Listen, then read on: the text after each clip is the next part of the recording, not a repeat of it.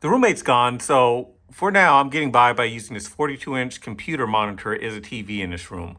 The one thing I will say about it is the sound quality in it is absolutely horrible. But hey, it's a computer monitor. It's not really there to have stellar sound. I went by Best Buys and I picked up this inexpensive sound bar, so that's what I'm going to be using. So now I've got to open this up and see what's inside the package.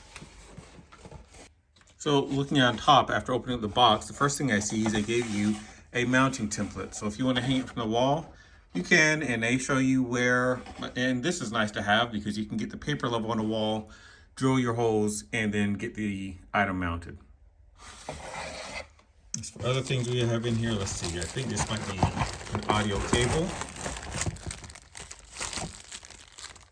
Okay, so it looks like all the cables are in here. So I see audio, I see what I think to be, is that power? I can't tell. We'll take a closer look in just a second here. Looks like there's batteries for the remote in there. There's some screws for hanging. Yep, that's power. I'm not sure what this other thing is, but I'll find out in a second. Okay, here's our remote control and the instruction manuals, which shows a list of everything that's in there.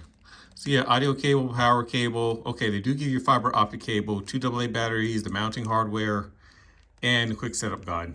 So this looks like those two plastic things that I couldn't identify. That's part of the mounting hardware. So that leaves as the only thing in the box as the speaker itself.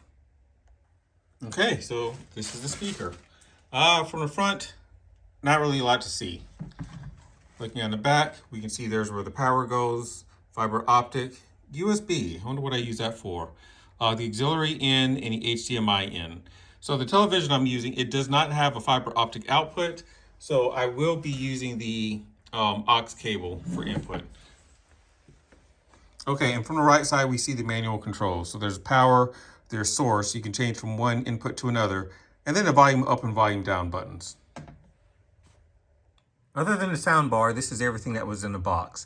And now that I've taken everything out, I think I figured out how those things work. I think those are actually feet for the sound bar, but to mount those, I would have to remove 2 screws from the bottom to put them in place.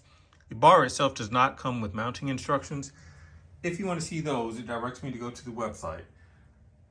For how I plan to mount this though, I don't think I need to do this. This is just a matter of getting the 2 screws put in the wall and getting the thing hung. So I'm going to go ahead and do that now.